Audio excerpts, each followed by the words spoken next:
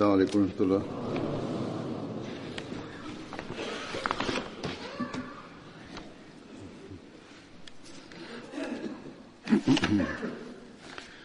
أشهد أن لا إله إلا الله وحده لا شريك له وأشهد أن محمدا عبده ورسوله أما بعد فأعوذ بالله من الشيطان الرجيم بسم الله الرحمن الرحيم الحمد لله رب العالمين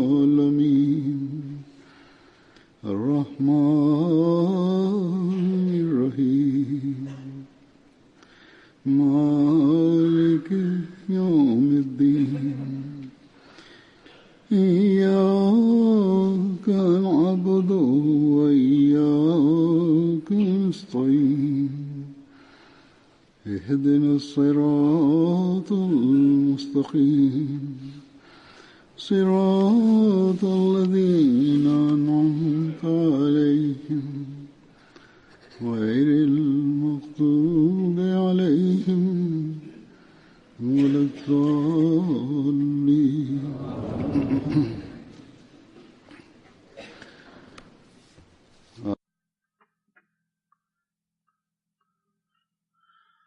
Bugün dahi ben Bedri bazı eshablardan bahsedeceğim.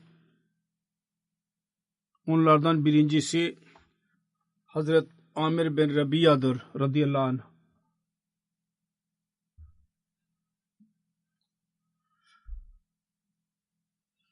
Bunun ailesi Hazreti Ömer'in babası Hattab'ın halifi idi.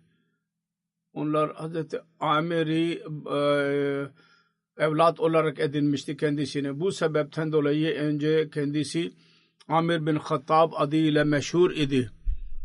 Kur'an-ı Kerim her birisinin asıl babalarının adıyla anılmasını emretti. Ondan sonra Hazreti Amir bin Hattab yerine asıl babası Rabiye'nin vasıtasıyla olarak Amir bin Rabiya olarak adlandırılmaya başlandı. Burada bazı kimseler için açıklama vardır. Onlar çocukları benimserler. Bazı akrabaların ve büyüyünceye kadar onlar bilmezler asıl babaları kimdir. Ve kağıtlar üzerinde dahi ve kimlikler üzerinde dahi asıl baba adı yerine onu benimsemiş olan babanın Suni babasının adı yazılı oluyor ve daha sonra da problemler oluyor. Ondan sonra insanlar bakıyorlar ki böyle mi yapalım, böyle mi yapalım derler. Onun için ebedi olarak Kur'an-ı Kerim'in emrine göre amel etmemiz lazım.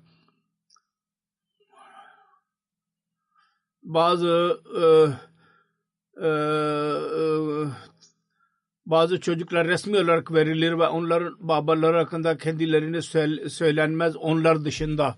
Diğer çocuklar için kendi asıl babalarının isimlerini kullanmamız lazım. Kısacası bundan sonra bunun hakkında ben beyan edeceğim. Beyan edildi. Halifi idi. Bu halifane alakadan dolayı Hazreti Ömer ve Hazreti Amir arasında dostane alaka sonuna kadar devam etti. Bu başlangıçta iman etmişti. İman edene kadar Resulullah sallallahu aleyhi ve sellem Dar-ı Arkam'a yerleşmemişti. Hazreti Amir radıyallahu anh kendi eşi Leyla binti Hasma ile birlikte Habeşistan'a hicret etti. Ondan sonra Mekke geri döndü. Oradan eşiyle birlikte, hanımıyla birlikte Medine doğru hicret etti. Hazreti Amir bin Rabiye'nin hanımı ilk olarak hicret eden bayan idi. Bu lütuf kendisine nasip oldu. Kendisiyle bütün Bedir ve diğer gazvelerde Resulullah ile birlikteydi. 32 hicresinde vefat etti. Kabile Enes'ten idi radıyallahu anh. Hazreti Amir radıyallahu anh beyan eder.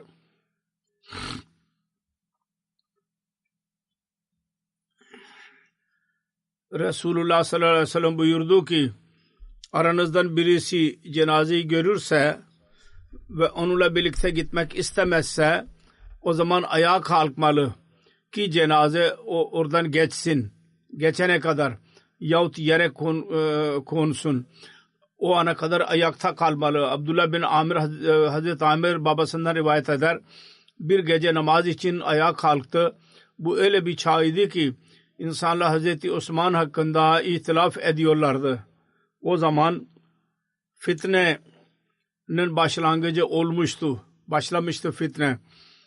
Ve kendisine tan ediyorlardı. Yani yerliyorlardı, itiraz ediyorlardı. Namazdan sonra uyudu, rüya gördü. Ona denildi ki ayağa kalk ve Allah'a dua et. Seni bu fitneden korusun, necat versin. Ki iyi kullarına bundan necat vermiştir. Hazreti Amir bin Rabia kalktı ve namaz kıldı ve daha sonra dua etti.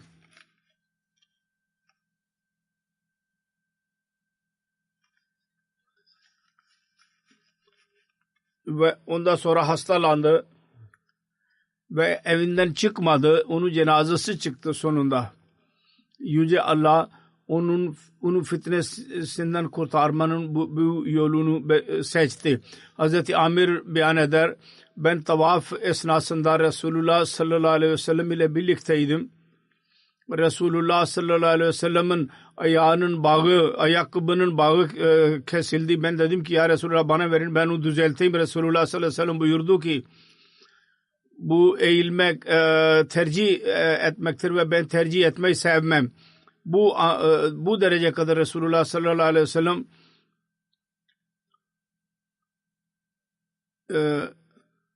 kendi işlerini kendisine yapmayı severdi. Adamın birisi Hazreti Amir bin Rabi'nin misafiri oldu. Kendisi ona çok misafirperverlik yaptı ve ikram etti. Ve onun hakkında Resulullah sallallahu aleyhi ve sellem'e bir şey söyledi onun hakkında. Resulullah sallallahu aleyhi ve sellem yanındaydı. Hazreti Amir'in yanına geldi ve Resulullah sallallahu aleyhi ve sellem'den öyle bir şey vadi istediydim ki bütün Arabistan'da ondan daha büyük bir vadi yoktur. Resulullah sallallahu aleyhi ve sellem onu bana bahşetmiştir. Şimdi ben istiyorum ki o vadinin bir kısmını sana vereyim. Senin hayatında senin olsun ve sen vefat ettikten sonra senin çocukların için olsun. Hazreti Amir radıyallahu anh dedi ki benim o kıtaya hiç ihtiyacım yoktur. Bugün öyle bir sure nazil olmuştur ki o bizi dünyayı unutturmuştur. O da ayet-i kerime şöyledir. İktaraba linnâse hisabuhum ve hum fî gafletin muridun. Yani insanlar için hesap günü yaklaşmıştır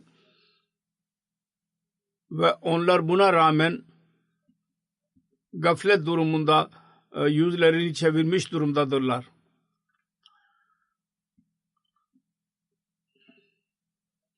Yüce Allah'ın korkusunun durumu böyleydi. Bu aydın yıldızların bu insanlar idiler ki gerçekten dinlerini dünyadan üstün tutan kimseler idiler. Hazreti Amir bin Rabia radıyallahu anh'dan rivayet edilmiştir. Zeyd bin Amir dedi ki ben kendi kavmime muhalefet ettim. Millet-i İbrahim'e tabi oldum. Bana Hazreti İsmail'in çocukları arasında bir peygamberin çıkacağını ben bekliyordum. Onun adı Ahmet olacak. Fakat sanki ben onu bulamayacağım. Ben ona iman ediyorum. Onu tasdik ediyorum. Ben şehadet ediyorum ki o peygamberdir. Eğer sana onun zamanı nasip olursa benim selamımı ona verin. Ben onun bazı alametlerini sana söyleyeceğim ki senin için gizli kalmayacak. Ne uzun boyludur ne de kısa boyludur. Onun saçları ne çoktur ne de azdır. Gözlerinde kızılcık daima kalacaktır. Onun omuzları arasında nübüvvet mührü olacak. Adı Ahmet olacaktır.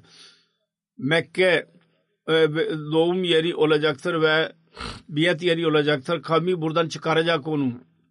Onun mesajını benimsemeyecek. Yesrib'e doğru hicret edecek. Onun emri üstün çıkacak. Ondan dolayı sen aldanmayasın. Ben İbrahim dinini ararken bütün şehirleri aradım. Ben Yahudiler, Hristiyanlar ve ateşperest hepsinden sordum. Onlar dediler ki bu din senin arkandandır. Aynı alametleri bana söyledim, sana söyledim diyeyim alametleri. Dedi ki ondan sonra bir peygamber, şeriat sahibi bir peygamber gelmeyecek demek ki. Hazreti Ömer radıyallahu anh dedi ki Resulullah geldi. Ben Resulullah sallallahu aleyhi ve sellem'e Zeyd hakkında söyledim.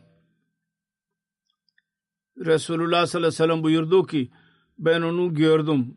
O cennete gördüm. O da orada elbisesini sürüklüyordu. Rivayet vardır. Peygamber gelmeyecek. Bundan murat bu değil ki Resulullah sallallahu aleyhi ve sellem ümmeti peygamberden bahsetmişti. O da gelmeyecek demek değil. Anlamı şudur ki her kim gelirse Resulullah sallallahu aleyhi ve sellem şeriat sahibi kendisidir ve yeni bir şeriat getirmeyecektir. Kendisine biat eden, kölesi olan birisi gelecek. Kur'an ve hadisten bunu anlıyoruz. Bu anlaşılıyor. Hazreti Resulullah sallallahu aleyhi ve sellem Hazreti Amir'i Hazreti Mecid bin Munzer ile muakhatını, kardeşliğini yaptı. Hazreti Amir bin Rabia radıyallahu anh Hazreti Osman'ın şehadetinin birkaç gün sonra vefat etti.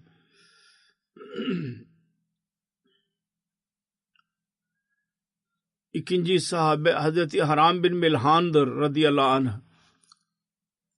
Hazreti Haram bin Milhan'ın alakası Ansar'ın kabilesi Banu Adi bin Necar'dan idi. Babası Milhan'ın adı Malik bin Halid idi. Hazreti Haram bin Milhan'ın annesinin adı Malaika binti Malik idi. Bir kızı Hazreti Ümmü Süleym idi. Hazreti Abu Talha Ansari'nin karısı ve Hazreti Anes bin Malik'in karısıydı. İkinci kızı Hazreti Ümmü Haram, Hazreti Ubada bin Samit'in karısıydı. Hazreti Haram bin Milhan, Hazreti Enes'in dayısıydı ve Bedir ve Uhud gazvelerine katıldı. Bir Mu'na günü şehit düştü. Hazreti Enes bin Malik radıyallahu anh rivayet eder.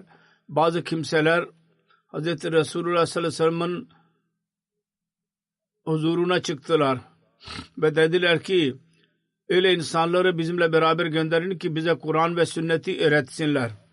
Resulullah sallallahu aleyhi ve sellem Ensar'ın 70 ashabını onlarla birlikte gönderdi. Onlar Kur'an-ı Kerim'i okuyorlardı. Diyor ki benim adım Haram dahi onlardan idi. Onlar Kur'an-ı Kerim'i okurlardı. Geceleyin ders ederlerdi ve din öğrenirlerdi. Gündüz sabah getirerek camiye getirirler.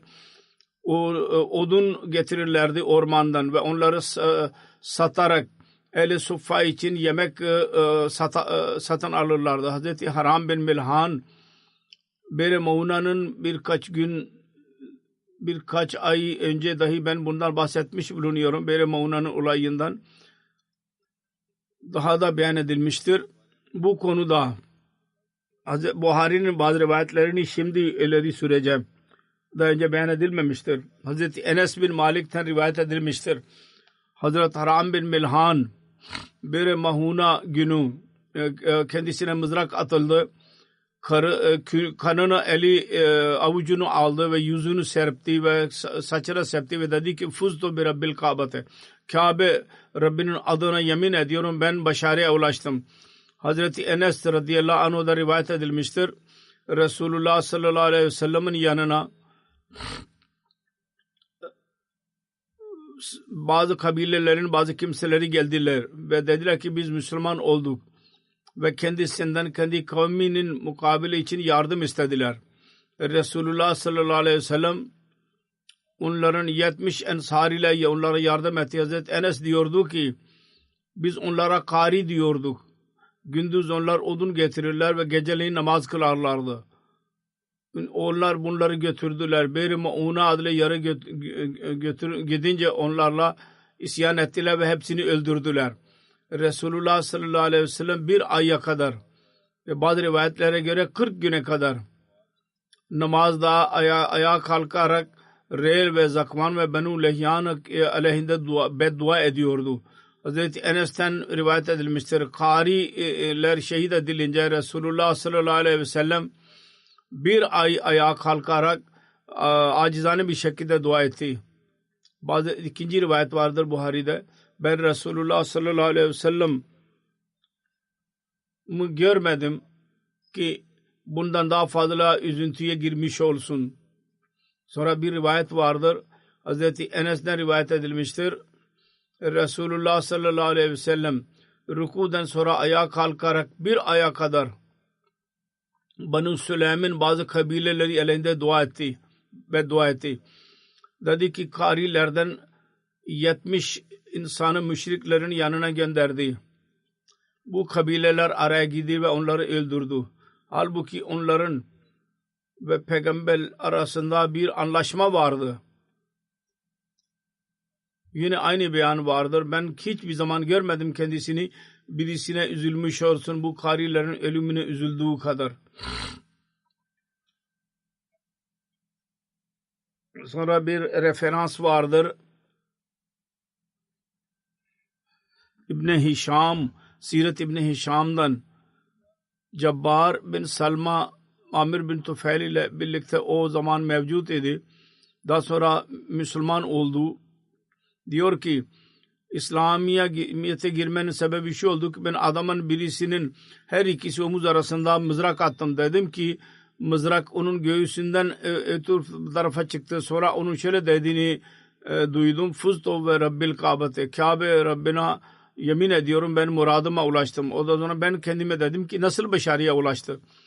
Ben onu şehit etmedim mi? Öldürmedim mi? Cabbar diyor ki ben daha sonra bunun sözü hakkında sordum. İnsanlar dediler ki onun anlamıdır ki şehit olmak demekti.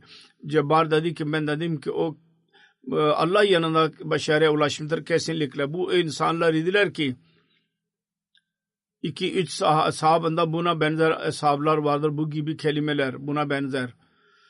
Onlar Allah-u Teala'nın rızasını elde etmeyi asıl gayet sayarlardı. Ve dünya işlerini onların asıl gayesi değildi. Sonra Allah-u Teala onların bu tutumlarından dolayı daha sonra onlar hakkında ilan ettik. Allah-u Teala onlardan razı olmuştur. Beyre Mauna zamanında, şehadet zamanında Allah-u Teala şöyle dua ettiydi. Allahümme ballighanna nabiyyana anna kad lakina ka ve razina anka ve razita anna. Ya Rabbi, Resulullah sallallahu aleyhi ve sellem'e bizim hakkımızdan haber ver. Biz seninle buluştuk ve biz senden ve sen bizden razısın. Hazreti Enes beyan eder.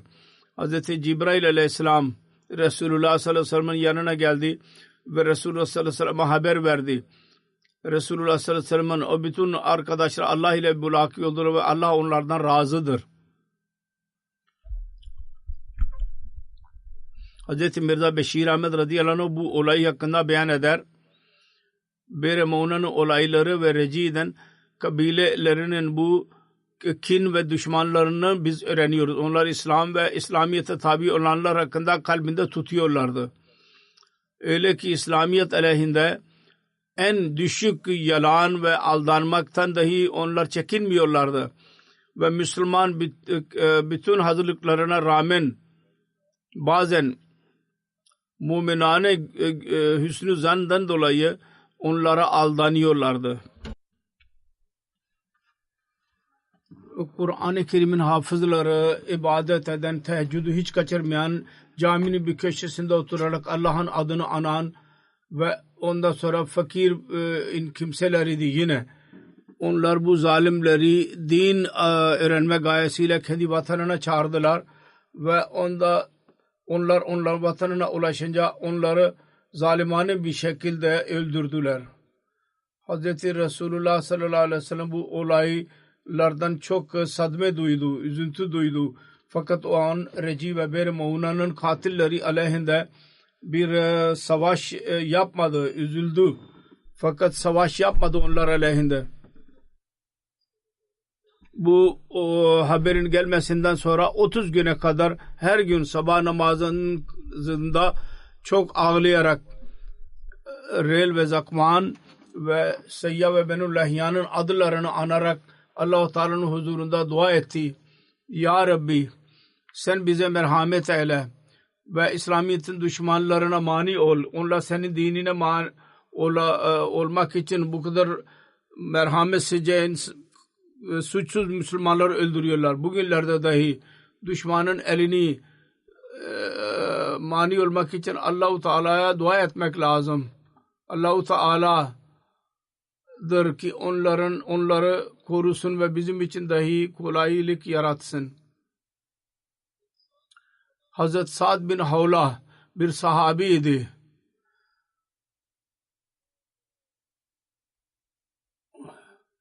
Bazılara göre İbni Abi Abdüluzza Amiri'nin azat ettiği köleydi.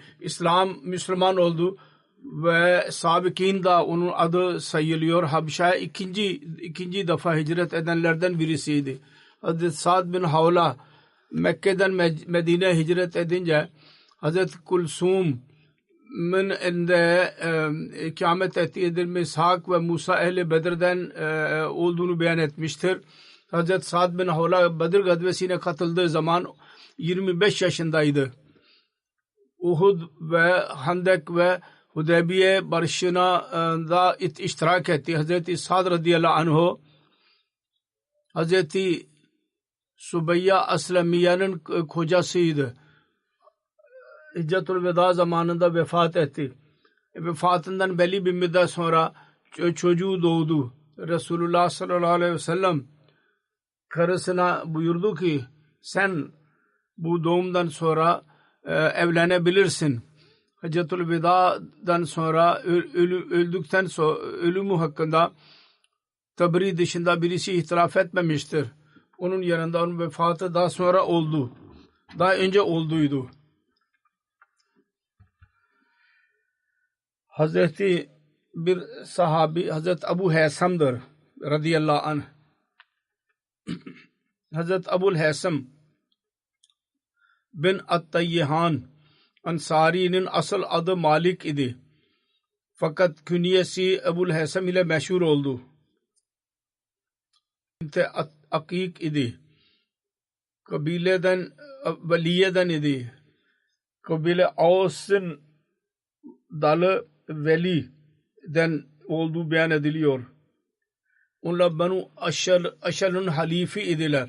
Muhammed bin Ömer diyor ki Hazreti Ebu Haysam radıyallahu anh cahiliye zamanında dahi putlardan bıkmıştı ve onları sövüyordu. Hazreti Esed bin Hazarara ve Hazreti Ebu Haysam tevhide inanan kimseler idiler. Her ikisi iptidai Ensari idiler. Mekke'de Müslüman oldular. Bazılara göre Beyt-i Ukba Ula'dan önce Hazreti Esed bin Zarara 6 kişiyle birlikte Mekke'de Müslüman olarak Medine'ye döndüğü zaman Hazreti Ebu Haysam'ı İslamiyet'e çağırdı. Çünkü kendisi fıtrat dinini arıyordu. Hemen İslamiyet'i kabul etti. Sonra Beyt-i Ukba Ula zamanında 12 kişilik ve delege gitti Mekke'ye. O da onlardan birisiydi. Mekke'ye gidince Resulullah'ın eli üzerinde biat etti. Sirat Hatemun Nebi'inde Hazreti Mirza Beşir Ahmed radıyallahu anh yazmıştır. Hazreti Resulullah sallallahu aleyhi ve sellem insanlardan ayrılarak bir vadide kendisiyle görüştü. Yesreb'in olayından bahsetti ve bu sefer hepsi kendi eli üzerinde biat ettiler. Bu biat Medine'nin İslamiyet'in yerleşmesinin temel taşıydı. Şimdiye kadar cihad bir kılıçla cihad farz edilmemişti. Onun için Resulullah sallallahu aleyhi ve sellem onlardan yalnız bu kelimelerle biat aldı. Cihad farz ettikten sonra kadınlardan biat eliyordu ondan sonra. Yani biz Allah'ı bir tanıyacağız, şirk etmeyeceğiz, hırsızlık yapmayacağız, zina yapmayacağız, adam öldürmekten kaçınacağız, birisine buhtan etmeyeceğiz ve her iyilik konusunda Resulullah'a itaat edeceğiz. Biatten sonra Hazreti Resulullah sallallahu aleyhi ve sellem buyurdu ki eğer siz sıdık ve sebat ile bu söze bağlı kalırsanız size cennet nasip olacak. Ve eğer zaaf gösterirsin o zaman sizin işiniz Allahu Teala'nın elindedir. O nasıl isterse yapacak. Bu biyet tarihte Biyet-i Akba Ula adıyla meşhurdur. Çünkü beyat edildiği yerin adı Akba'dır. Mekke ve Mina arasındadır. Akba'nın kelimesel manı yüksek dağlık bir yol demektir. Hazreti Ebu'l-Heysem 6 kişi arasındaydı. Onlar kavim arasında ilk olarak Mekke giderek Müslüman oldular. Ve ondan sonra Medine'ye gelerek İslamiyet'i tebliğ yaptılar. Onun hakkında bir rivayet vardır. İlk olarak Ensari'dir. Mekke'ye giderek Resulullah sallallahu aleyhi ve sellem ile mülaki oldu. Beyat-i Akba Ula'ya katıldı. Ve bütün araştırmacılar aynı fikirdedirler ki Beyat-i Akba Saniye'de Resulullah sallallahu aleyhi ve sellem 70 Ansar arasından 12 nakibleri seçti. Onlardan bir tanesi de kendisiydi. Nukeba nakibin çoğuludur. Bunun anlamı bilgisel ve yeteneğe sahip olan ve lider ve gözetleyici olarak tayin edilen kimseler demektir. Bir hadiste rivayet vardır. Beyat-i Akba esnasında Hazreti Ebu'l-Heysem arz etti. Ya Resulallah sallallahu aleyhi ve sellem bizim ve diğer kabileler arasında yardımlaşma, sözleşme vardır. Biz İslamiyet'i kabul edersek ve biat ederek size bağlı kalacağız. O zaman o anlaşma hakkında siz ne buyurursanız aynı şekilde davranacağız. Bu konuda Ebu'l-Heysem diyor ki Hazreti Resulullah sallallahu aleyhi ve sellem arz ediyor. Bu arada ben size bir ricada bulunmak istiyorum. Ya ey Allah'ın Resulü şimdi biz size bağlandık. Allah-u Teala size yardım ederse ve sizin kavminize size üstün nasip ederse o zaman siz bizi bırakarak kendi kavminize geri gitmeyesiniz ve bizden ayrılmayanısınız. Resulullah sallallahu aleyhi ve sellem gülümsedi ve buyurdu ki sizin kanınız şimdi benim kanımdır ve ben sizdendim ve siz bendensiniz. Her kim sizinle savaşırsa benimle savaşacak. Her kim sizinle barışırsa benimle barışacak. Resulullah sallallahu aleyhi ve sellem Mekke hicretinden sonra Hazreti Osman bin Maz'un ve Hazreti Ebu'l-Heysem Ansari arasında muakat yani kardeşlik kurduydu. Hazreti Cabir bin Abdullah'dan rivayet edilmiştir. Resulullah sallallahu aleyhi ve sellem bir Ansari adamın yanına gitti. Ansari birisinin yanına gitti. Ve kendisiyle birlikte bir dostu dahi vardı. Resulullah sallallahu aleyhi ve sellem ona buyurdu ki eğer senin yanında su varsa bu gece kalmış olursa bana su ver yoksa biz buradan su içeceğiz. Eğer tulumda varsa su derin idi. O kendi suyu bahçesine suluyordu. Dedi ki ya Resulallah benim elimde gecenin suyu vardır. Siz benim yanıma gelin. Hazreti Ebu'l-Heysem kendisi ve kendi dostu her ikisini götürdü ve bir kapta su koydu. Sonra süt sağladı keçiden. Resulullah içti, o da içti. Kendisiyle birlikte olan. Sahih Buhari'nin rivayeti vardır. Aynı şekilde bir rivayet vardır. Hazreti Cabir bin Abdullah rivayet eder. Hazreti Ebu'l-Heysem bin Atiyya At-Tayhan Resulullah sallallahu aleyhi ve sellem için yemek hazırladı. Ve Resulullah sallallahu aleyhi ve sellem ve kendi ashablarına davet etti. Hepsi yemek yedikten sonra Resulullah ashablara buyurdu ki kardeşinize mükafat verin. Dedi ki nasıl karşılık verelim? Resulullah buyurdu ki birisinin evine giderek yemek yerse ve su içerse onun için dua etsin. Bu onun için bir karşılığı olacak, o yemeğin karşılığı. Budur güzel ahlak vasıfları Müslümanlar için gereklidir bunlar. Hz. Ebu Hureyre radıyallahu anh beyan eder. Resulullah sallallahu aleyhi ve sellem öyle bir zaman evinden çıktı ki genellikle kimse çıkmıyordu o anda ve hiç kimse görüşmüyordu o saatlerde. Sonra Resulullah sallallahu aleyhi ve sellem'in yanına Hazreti Ebu Bekir geldi. Resulullah sallallahu aleyhi ve sellem sordu.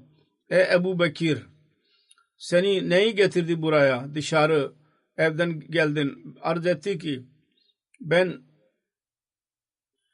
Resulullah sallallahu aleyhi ve sellem ile görüşmek için, sizin mübarek çehrenizi görmek için ve selam vermek için çıktım. Belli bir müddet sonra Hazreti Ömer radıyallahu anh dahi geldi. Resulullah sordu. Ey Ömer, seni neyi getirdi? O Hazreti Ömer Hazreti ya Resulullah sallallahu aleyhi ve sellem açlık beni getirmişti. Resulullah sallallahu aleyhi ve sellem buyurdu ki ben dahi acım. Sonra hepiniz Hazreti Ebu'l Heysem Ansari'nin evine doğru yürüdüler. Onun yanında çok keçiler ve hurma ağaçları vardı. Resulullah sallallahu aleyhi ve sellem evinde onu bulmadı. Ebu'l Heysem'in karısına dedi ki senin kocan nerededir? O arz etti ki o bizim için tatlı su getirmek için gitmiştir. Belli bir müddet sonra Hazreti Ebu'l Heysem su tulumuyla geldi. Tulumu koydu yerine ve Resulullah'a sarıldı. Kendi canım size feda olsun dedi. Hazreti Ebu'l Heysem her üçünü götürerek bahçesine götürdü ve bir çadır serdi. Ve sonra bir çarşaf serdi ve bir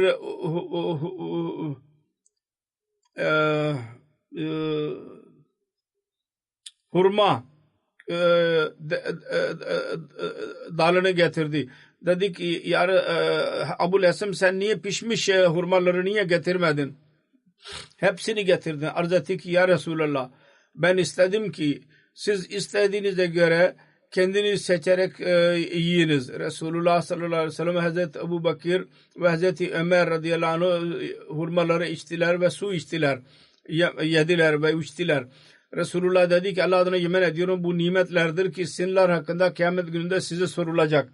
Yani tatlı gölge, tatlı su ve hurmalar. Sonra Hazreti Ebu'l Heysem Resulullah sallallahu aleyhi ve sellem için yemek hazırlatmak için çıktı. Resulullah buyurdu ki süt veren keçi kesme. Bunun üzerine bir keçinin yavrusunu kesti ve Resulullah'ın yanına getirdi ve hepsi onu yediler. Resulullah sallallahu aleyhi ve sellem buyurdu ki senin bir hizmetçin de var mı? Hazreti Ebu'l Heysem arz etti ki yok. Resulullah sallallahu aleyhi ve sellem buyurdu ki bize bir esir gelirse savaş esiri bize gel. Resulullah sallallahu aleyhi ve sellem'in yanına iki esir geldi. Hazreti Ebu'l Heysem Resulullah sallallahu aleyhi ve sellem'in huzuruna gitti. Resulullah sallallahu aleyhi ve sellem buyurdu ki her ikisi arasında birisini seç. Hazreti Ebu'l Heysem dedi ki ya Resulallah siz benim için seçin. Resulullah sallallahu aleyhi ve sellem buyurdu ki her kimden fikir sorulursa o emin olur. Bunu dahi özellikle her bir insan bunu not etmeli. Her kimden fikir sorulursa emin olur. Onun için daima iyi bir fikir ileri sürmeli. Sonra dedi ki bu hizmetçiyi al. Çünkü ben onu gördüm. O ibadet eden birisidir. Özelliğini beyan etti ki bu ibadet eden birisidir. Allah-u Teala'yı hatırlar. Bunun kalbinde iyilik vardır. Bununla birlikte iyi muamele yap. Hazreti Ebu'l Heysem karısına geri döndü ve ona Resulullah sallallahu aleyhi ve sellem'in vasiyeti hakkında söyledi. O dedi ki sen nasihatin hakkını veremeyeceksin. Resulullah sallallahu aleyhi ve sellem'in nasihati ne? Yani iyi muamele yap. Kadındır ve hizmetçi dahi yoktur. Onunla var olan hizmetkar hakkında muminane şandır. Karısı ona dedi ki hak ne zaman tamamlanacak sen onu azat et. O zaman sen onun hakkını verirsin. Bunun üzerine Hazreti Ebu'l Heysem onu azat etti. Bu şan idi eshabların. Hazreti Ebu'l Heysem Bedir gazvesi ve Uhud ve Handek ve diğer bütün gazvelerde Resulullah sallallahu aleyhi ve sellem ile birlikteydi. Muta gazvesinde Hazreti Abdullah bin Ravaha'nın şehadetinden sonra Resulullah sallallahu aleyhi ve sellem Hazreti Ebu'l Heysem'e Hayber'in hurmalarını tahmin etmek için gönderdi. Resulullah sallallahu aleyhi ve sellem'in vefatından sonra Hazreti Ebu Bakir kendisine hurmaları tahmin etmek için gönderdi. O da özür diledi. Ben gitmeyeceğim dedi. Hazreti Ebu Bakir dedi ki Resulullah sallallahu aleyhi ve sellem için siz gidiyordun hurmaları tahmin etmek için. Hazreti Ebu Leysem dedi ki ben Resulullah sallallahu aleyhi ve sellem için tahmin ediyordum hurmaları. Ben geri geldiğim zaman araştırma yaptıktan sonra Resulullah sallallahu aleyhi ve sellem benim için dua ederdi. O zaman o hatırladı bunu. Resulullah sallallahu aleyhi ve sellem'in duasına nail olduğunu ve hissi davrandı. Bunu dinleyince Hazreti Ebu Bakir onu göndermedi. Bu hissi durum idi. Onu beyan etti. Yoksa bu öyle kimseler idi ki daima itaat eden kimseler idiler. İsyan eden kimseler değil idiler. Hazreti Ebu Bakir yine emretseydi olamazdı ki gitmesin, amel etmesin. Bu olamazdı. Hazreti Ebu Bakir radıyallahu anh'ın kendisine tekrar söylemesi bunu beyan ediyor ki Hazreti Ebu Bakir dahi onun bu hissi durumunu düşündü ve anladı. Onun için tekrar emretmedi kendisine. Sonra Hazreti Ömer radıyallahu anh Hayber Yahudileri evden çıkardı. Öyle kimseleri onların yanına gönderdi ki onların arazisinin fiyat biçsin. Hazreti Ömer, Hazreti Ebu'l-Hasan ve Hazreti Farva bin Amr ve Hazreti Zeyd bin Sabit'i gönderdi radıyallahu anhum. Onlar Ayber'in hurmalarına ve arazilerine fiyat biçti. Hazreti Ömer onlara yarısına verdi, yarısı fiyatını verdi. 50 bin dirhemden daha fazlaydı. Şimdi bakın onlar gittiler. Hissi durum değildi şimdi. Uzun zaman geçmişti. Onun için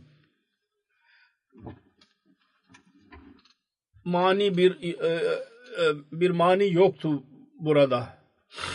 Onun için gittiler. Esselamu Aleyküm söylemek hakkında dahi bir rivayet vardır. Bunlardan Hazreti Ebu'l-Haysem radıyallahu anh rivayet eder. Resulullah sallallahu aleyhi ve sellem buyurdu ki her kim Esselamu Aleyküm derse 10 iyilik yazılır lehine. Hazreti Esselamu Aleyküm ve Rahmetullah diyene 20 iyilik yazılır. Ve Esselamu Aleyküm ve Rahmetullah ve Berekatuhu diyene 30 iyilik yazılır lehinde. 30 tane iyilik nasip olur. Hazreti Ebu'l-Hasan'ın vefatı hakkında değişik düşünceler vardır. Bazı kimselere göre Hazreti Ömer zamanında vefat etti. Bazı kimselere göre kendisi 21 Hicri senesinde vefat etti ve bu dahi denilir ki kendisi Siffin Savaşı'nda 27 Hicri'de Hazreti Ali tarafından cihad ederken şehit oldu. Bu idi bu hesaplar. Bunlar bizim için en iyi örnekler ileri sürdüler ve birçok konusunda bize bilgi verdiler. Allah-u Teala onların derecelerini daha da yükseltsin. Amin. Cuma ve namazlardan sonra ben 2 gayb cenazeyi kıldıracağım. Birincisi Hazreti Sahibzada Mirza Mecid Ahmed'indir. Hazreti Sahibzada Mirza Beşir Ahmed'in oğluydu. 14 Ağustos günü 94 yaşında vefat etmiştir. İnna lillahi ve inna ileyhi raciun. Kalp ameliyatı yaptıydı. Ondan sonra felç geçirdi Amerika'da. Sonra hemen yatakta kaldı hep. 18 Temmuz günü 24 senesinde Hazreti Mirza Beşir Ahmed ve Hazreti Sarvar Sultana Begum Hazreti Gulam Hasan'ın kızının evinde doğdu Kadiyan'da. İlk tahsilini Kadiyan'da yaptı. Talimul İslam Lisesi'nden liseyi bitirdi. Sonra 1949 senesinde Lahore'dan master yaptı tarih bölümünden.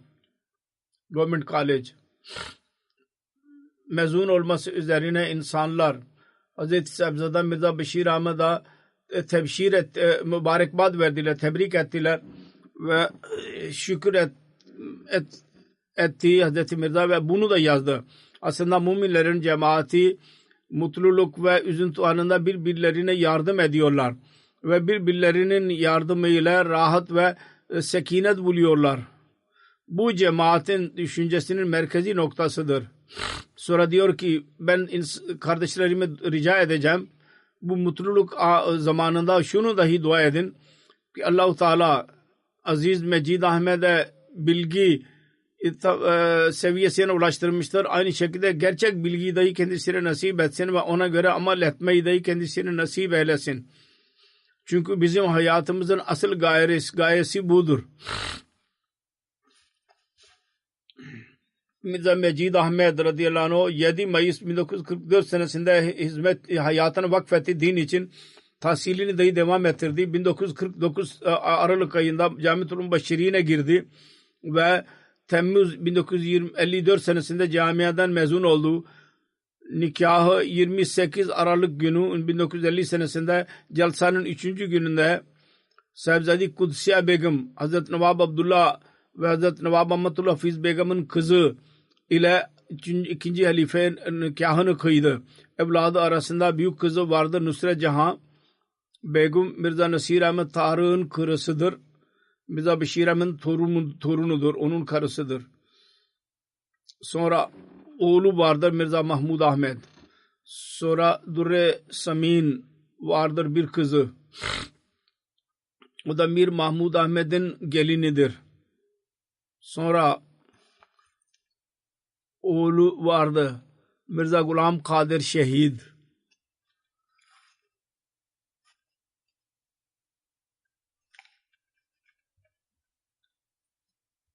Ve onun karısı Amtun Nasir'dir.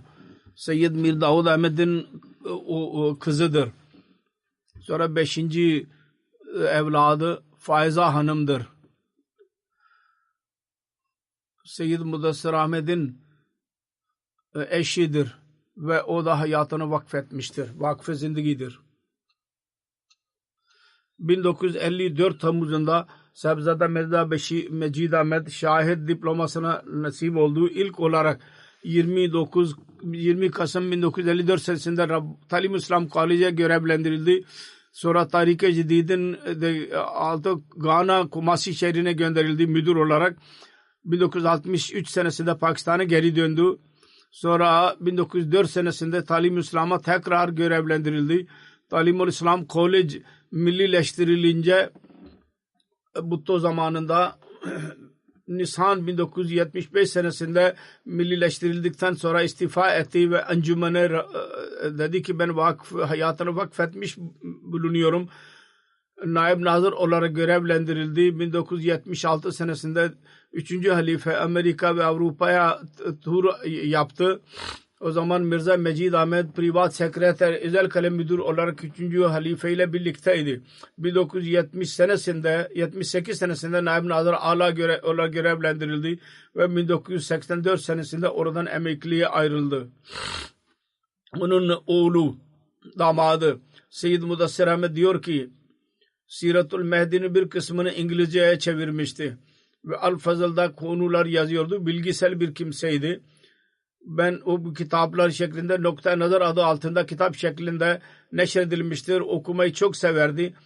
Ben de diyor ki ben de gördüm kütüphanede mutaala ile zamanını geçirirdi. Onun gelini Mirza Gulam Ahmed'in karısı yazıyor. Amtun Nasir çok seven, büyük sarfa sahip, çocukları çok seven birisiydi. Açık kalpli birisiydi. Bir iyiliği vardı. Her Ömer'in yaşındaki insanlarla birlikte olurdu. Dostane bir şekilde onlarla birlikte davranırdı. Çocuklarla, büyüklerle aynı şekilde davranırdı.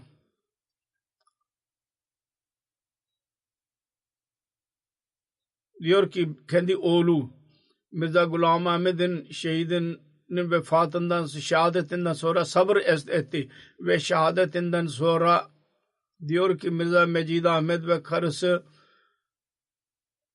Kadir Şehid'in çocuklarına iyi bakardı. Sonra hastalığın uzun zamanı hasta kaldı ve sabır ve himmet ile zamanı geçirdi. Öfkeli bir kimse değildi. Kiminle ihlas sahibiyle her kimsesiyle alaka kurdu. Hizmetçilere çok bakardı.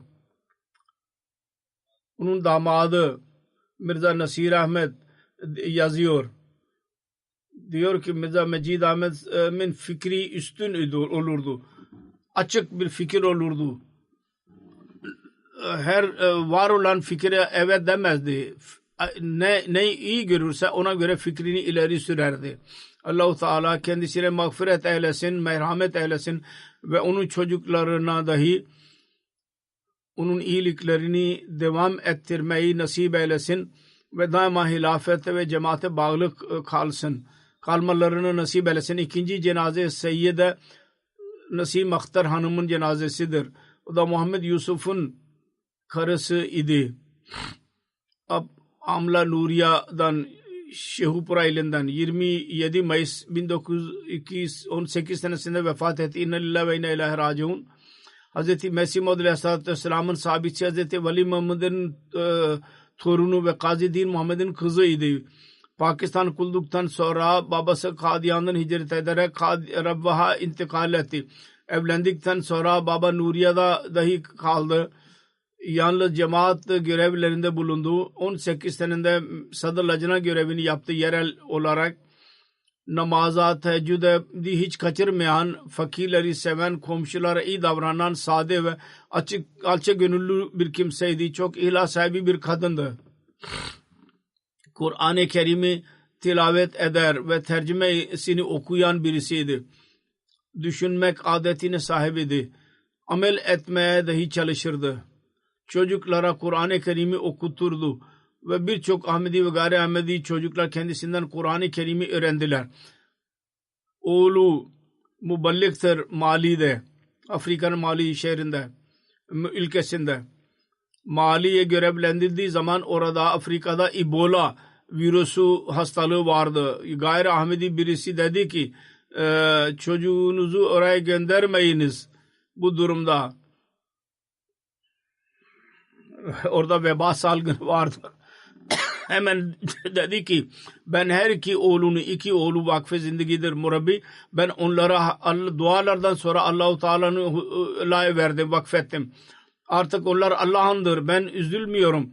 Allah-u Teala onlardan nasıl ve nereden hizmet ediyor. Ben iftihar ediyorum ki Allah-u Teala benim çocuklarıma dinlerine hizmet etmeyi nasip eylemiştir. Çocuklarına da yani şekilde nasihat ederdi. Allah-u Teala size hizmet etmeyi nasip ettiyse daima Allah ve vakf ile vefa edin. Musiye'ydi merhume Nasir Ahmed Mali'nin ve Ansar Mahmud Pakistan'da murabbidir. Mali'de onun oğludur. Cenazesine dahi katılamadı. Allah-u Teala ona dahi sabır ve hafsala nasip eylesin ve merhumenin derecelerini yükselsin ve onun iyiliklerini nesillerinde dahi cari etsin. Amin.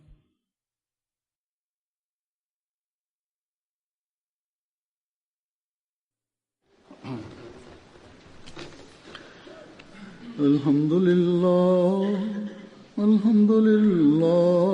nahmeduhu ve nestainuhu ve nestağfiruhu ve nu'minu bihi ve netevekkalu aleyh ve na'udzu billahi min şururi enfusina ve min seyyiati a'malina. من يهده الله فلا مضل له ومن يضلل فلا هادي له ونشهد أن لا إله إلا الله ونشهد أن محمدا عبده ورسوله عباد الله رحمكم الله إن الله يأمر بالعدل والإحسان وإيتاء ذي القربى وينهى عن الفحشاء والمنكر والبغي يعظكم لعلكم تذكرون اذكروا الله يذكركم